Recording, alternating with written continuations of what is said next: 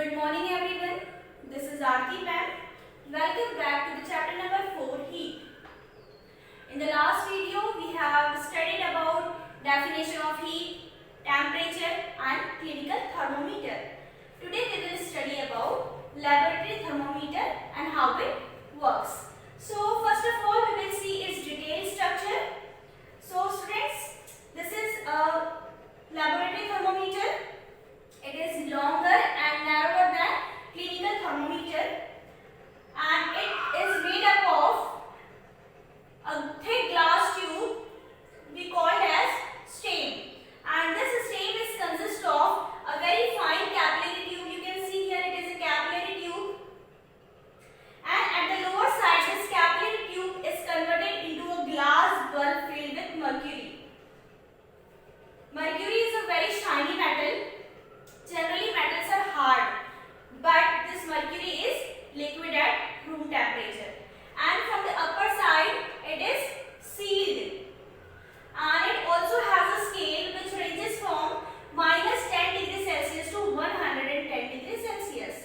In the clinical thermometer it ranges from 35 degrees Celsius to 42 degrees Celsius, but here the scale is different. It is -10 degrees Celsius to 110 degrees Celsius. So it is one of the difference between clinical thermometer and laboratory thermometer.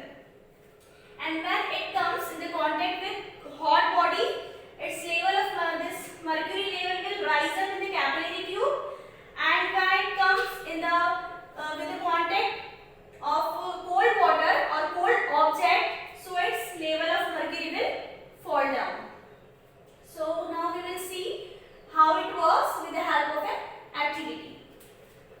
So here I have taken a beaker half filled with hot water, and what I have done here, I have taken this thermometer and I have dipped inside this beaker. When you will perform this activity, you have to make sure that this bulb of the thermometer should not touch the surface or the sides of the beaker, because we have to take the temperature of water, not the temperature of beaker. And when you will dip inside the water, you have to keep in mind that it should be vertically upright or straight. It should not tilt, because if you will tilt this thermometer, then your measurement will be inaccurate. Then we have to wait for some time. You can see the movement of mercury. It is rising up in the capillary tube. Obviously, when it comes under, we have seen that when it comes in the contact with the hot body, its mercury level will rise up. So you can see its movement. It is rising up, and one stage will come when this mercury level will stop. Suppose it stops here in 80 degrees Celsius, so it will be your final reading. And one more thing you have to keep in mind, that you should not take out this thermometer out of water and take the reading, because no kink is present in this thermometer.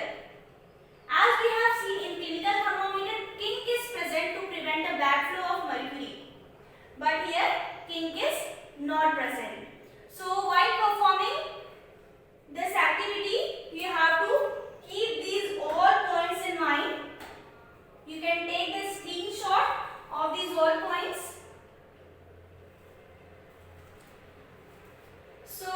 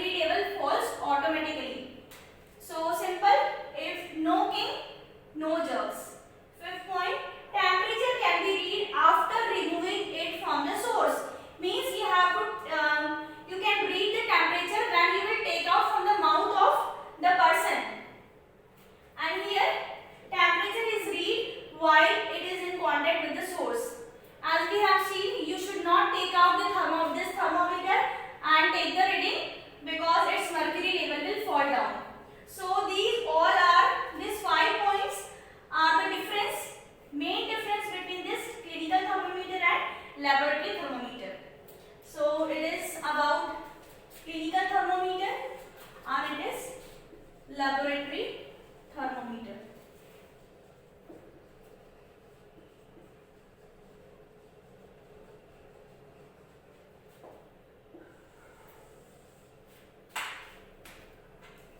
So students, in the next video we will learn about transfer of heat and its